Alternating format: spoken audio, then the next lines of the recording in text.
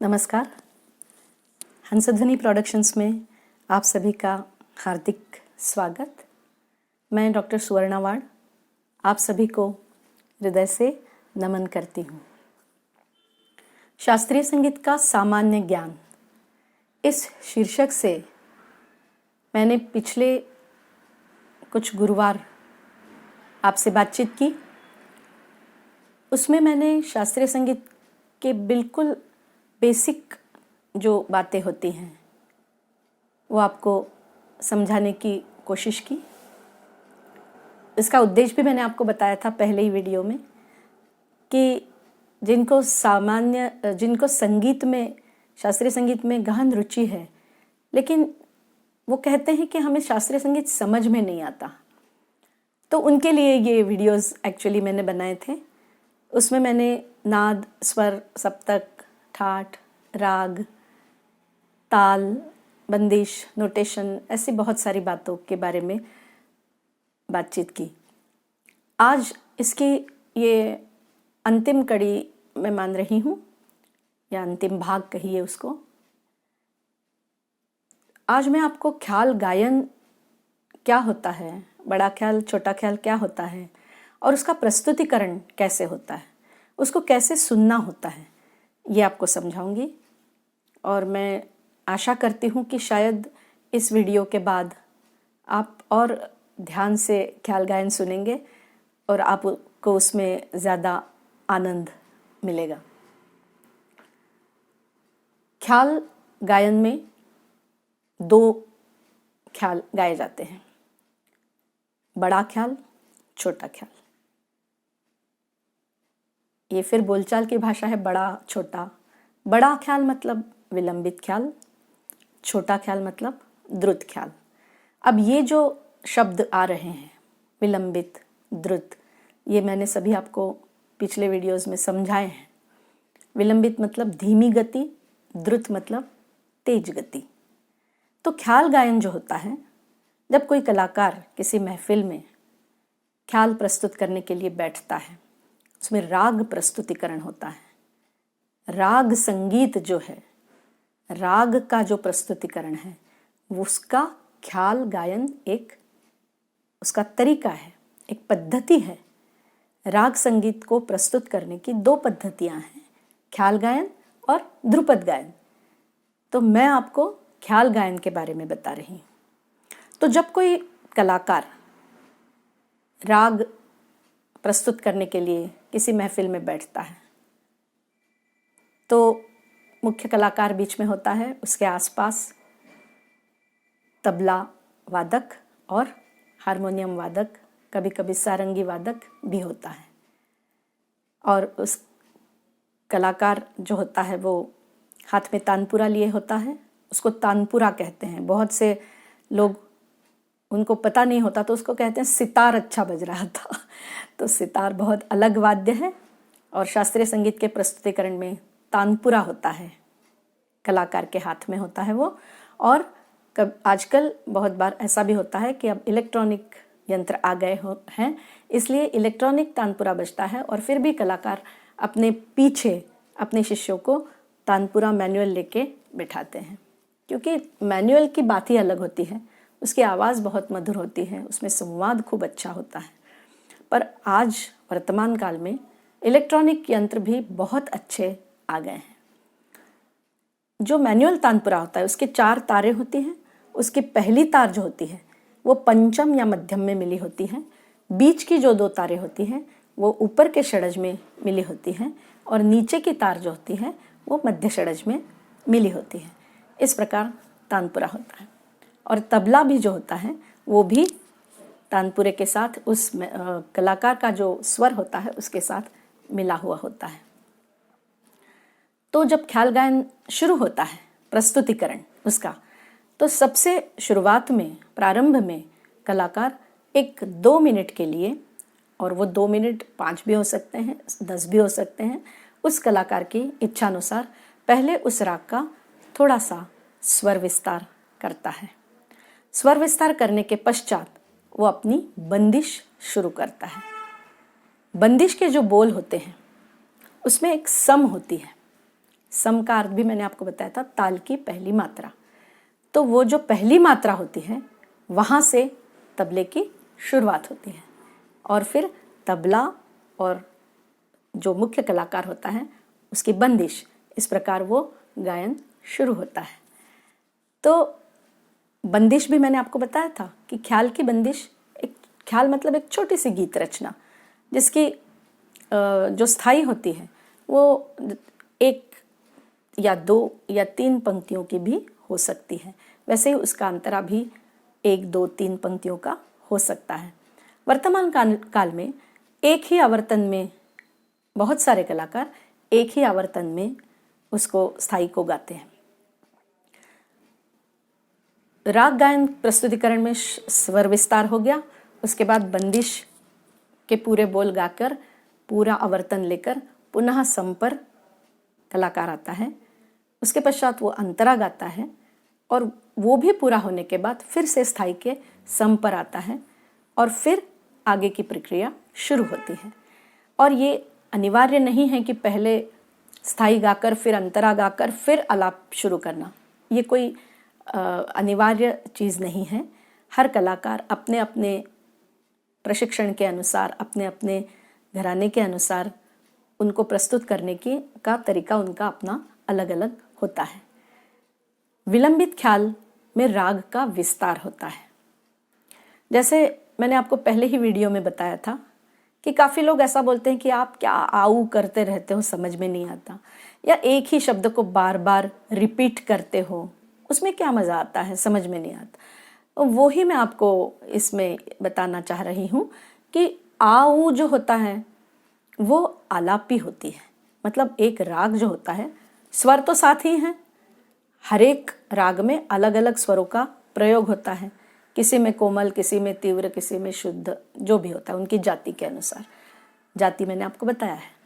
तो इसके पश्चात ये जो आऊ होता है वो राग का विस्तार होता है। मतलब उन 7 स्वरों में या 5 स्वर या 6 स्वर, जितने भी स्वर उस राग में लग रहे हैं, उस इतना सा वो जो अंतराल है सा से लेकर सा तक का, उसमें वह कलाकार कितना बड़ा आविष्कार कर जाता है, इसको आप ध्यान से देखिएगा। मतलब सा लगाना, उसके बाद रे तक जाना, सा से रे के बीच में अलग अलग कॉम्बिनेशंस करना, अलग अलग मॉड्यूलेशंस करना, आवाज़ को ज़्यादा धीरे बढ़ाना, कम ज़्यादा करना, छोटी सी हरकत लेना, ऐसे अनेक तरीके अपनाकर वो जो कलाकार होता है वो धीरे धीरे सा से आगे बढ़ता जाता है, उस राग को विस्तृत करता जाता है और एक उसको आकार देता जाता है, और ऐसा करते करते वो ऊपर के षड्ज तक पहुंचता है। और जब ऊपर के षड्ज तक पहुंचता है तब वो वहाँ पर एक बार उसने ऊपर का षड्ज लगा लिया कि उसके बाद वो अंतरा शुरू करता है। अंतरा शुरू करने के पश्चात तार सप्तक का स्वर विस्तार होता है। मतलब आलाप जो लिया जाता है वो तार सप्तक के मंद्र सप्तक को उसमें जोड़कर, ऐसे अनेक अलग अलग कल्पनाशीलता बहुत अधिक होती है किसी भी कलाकार की, अपनी अपनी कल्पना शक्ति के अनुसार वो उस राग का विस्तार करते हैं और पूर्ण उनका राग का विस्तार होने के पश्चात फिर से अंतरे से स्थाई के सम पर आते हैं। तब वो विस्तार मतलब आलाप गायन उनका पूर्ण होता है। बीच में मैं आपको बता रही हूँ कि आलाप मतलब क्या, ये मैं भूल ही गई थी बताना। आलाप मतलब आकार में गाना, उसको कहा जाता है आलाप। स्वर विस्तार भी जो शुरू में प्रारंभ में किया जाता है आकार में होता है, और आकार में स्वरों को अलग अलग रूप से लेना उसको कहा जाता है आलाप। और वही आलाप वो धीरे धीरे होता है, और तान जो होती है वो उसी को फास्ट जब गाते हैं, तेज लय में गाते हैं, तो वो तान हो जाती है। तो यहाँ पे उसका आलाप गायन पूर्ण होता है और उसके पश्चात फिर होता है थोड़ी सी लय बढ़ाई जाती है, आवश्यक नहीं है, अपनी अपनी इच्छा के अनुसार। तो लय थोड़ी सी बढ़ाकर या नहीं भी बढ़ाई तो भी अपने ही आलापों की लय वो बढ़ाते हैं, थोड़ी सी उसमें लयकारी करते हैं। लयकारी का अर्थ होता है लय के साथ खेलना। मतलब उसमें कभी थोड़ा सा एक गुण में गा लिया, थोड़े से कभी दुगुन करके बता दी, तिगुन बता दी, तिहाइयाँ बता दी, इस प्रकार लयकारी होती है। आप उसको सुनिएगा फिर आपको समझ में आएगा। तो वो होती है लयकारी। लयकारी के पश्चात धीरे धीरे गायक या गायिका, वो कलाकार तानों की तरफ बढ़ने लगता है। फिर उसमें ताने आती हैं। बड़े ख्याल में भी ताने ली जाती हैं। बहुत प्रकार की ताने होती हैं। अपनी अपनी कल्पना शक्ति के अनुसार, अपने अपने रियाज के अनुसार वो तानों का प्रयोग करते हैं और ताने भी पूरी हो जाती हैं। उसके बाद वो अपना बड़े ख्याल का गायन समाप्त करते हैं और उसके बाद छोटा ख्याल शुरू होता है, जिसमें लय द्रुत होती है। मध्य लय का भी छोटा ख्याल हो सकता है और द्रुत लय का भी छोटा ख्याल हो सकता है। और छोटा ख्याल जो होता है उसमें भी छोटे छोटे ताने, छोटे छोटे आलाप, लयकारी, उसको अधिक मनोरंजक बनाया जाता है।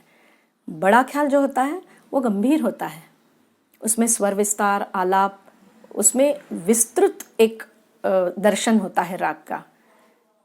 और छोटा ख्याल जो होता है उसमें राग का विस्तृतीकरण नहीं होता, मतलब विस्तार राग का नहीं होता, उसमें ज़्यादा आकर्षक बातें राग में जो कलाकार कर सकता है वो उसको दर्शाता है।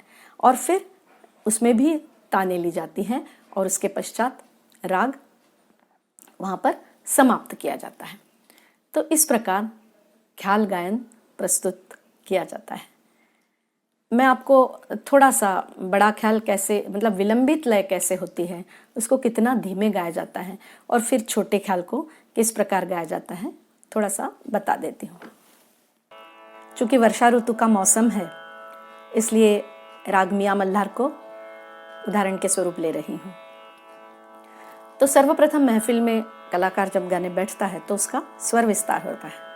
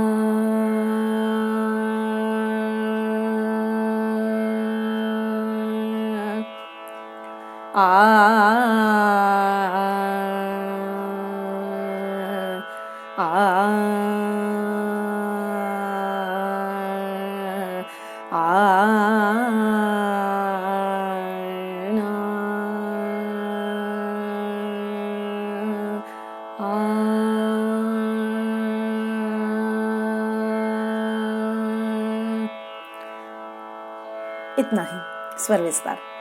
अब इसके पश्चात जब बंदिश के बोल शुरू होते हैं और उसकी जो सम होती है वहाँ से तबला शुरू होता है। तो ये जो बड़ा ख्याल है, इसकी बंदिश के बोल हैं, गगन बदरा छाए बरसाए बड़ी बड़ी बूंदन। तो ये एक ताल में है, विलंबित एक ताल बजता है। मतलब अभी फिर भी मैं उसके बहुत विलंबित नहीं आपको बता रही हूँ, जैसा कि प्रचलन में है, थोड़ा सा विलंबित, थोड़ा सा धीमा। मतलब उसकी जो मध्य लय होती है वो धिन धिन धागे तेरे किट तू ना कत ता, इस प्रकार होती है। और ये बिल्कुल धीरे बजेगा, धिन धिन, इस प्रकार से बजा के बता रही हूँ आपको। देखिए, धिन धिन धागे तेरे किट तू ना कत ता, इस प्रकार ये बजेगा। तब गायक जो होता है वो शुरू करता है, गगन बदरा, ये रा पे धिन शुरू करते हैं तबला वादक। गगन बद रा रा छाए बरसाए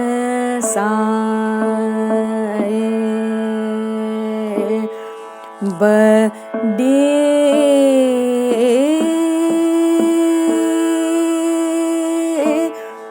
बड़ी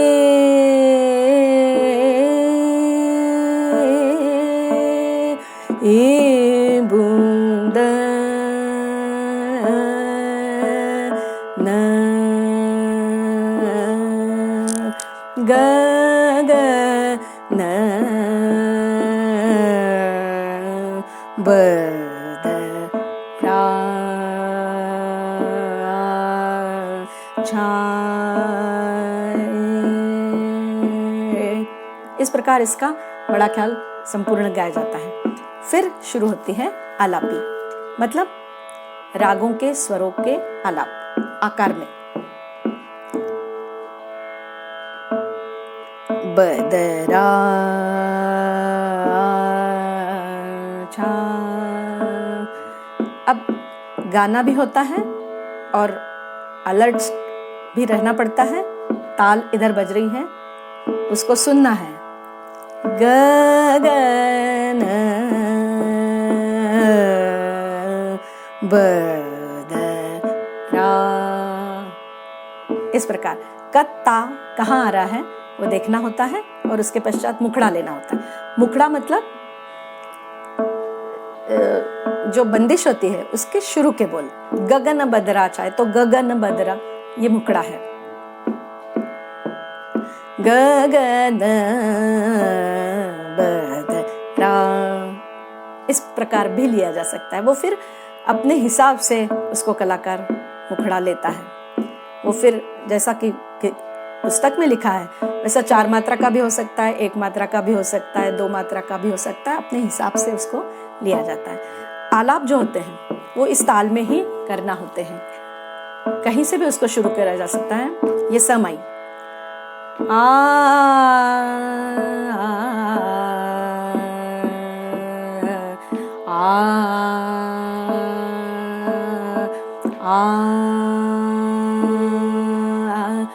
गगन बदरा, इस प्रकार से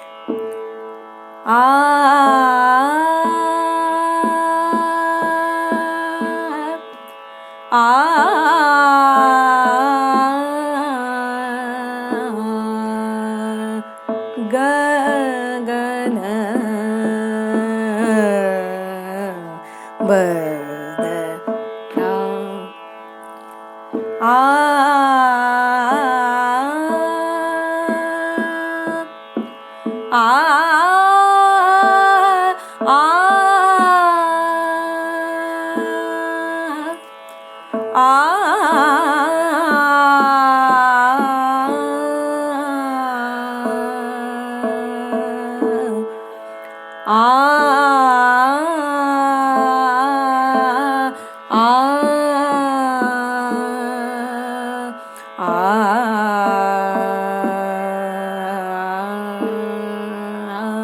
गगन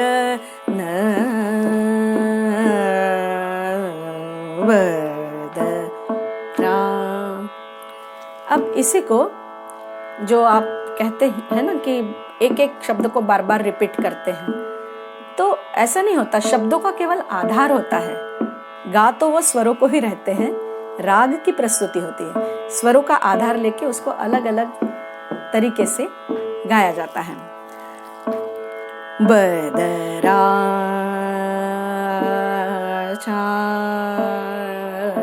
आए बदरा बदरा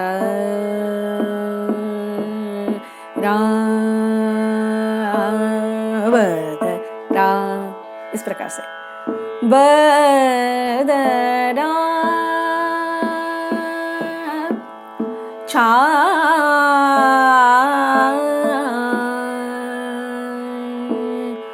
बदरा गगन बदरा, इस प्रकार से बदरा छा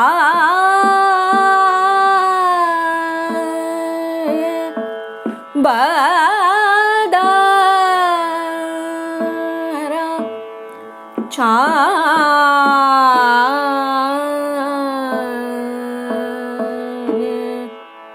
बदरा छा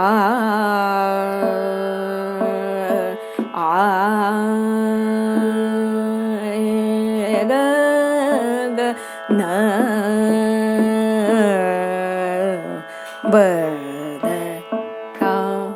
इस प्रकार आलाप होते हैं। अब इसकी जो तान होती है आ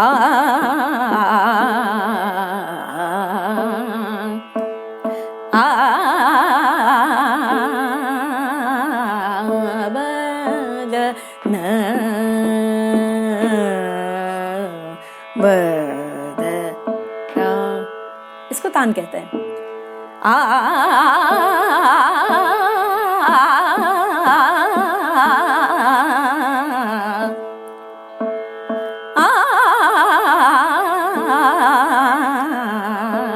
गगन बदरा, ये तान होती है। गगन बदरा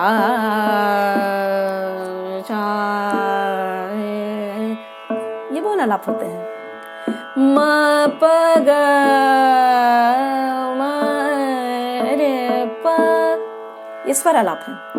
म प नि ध नि प प ग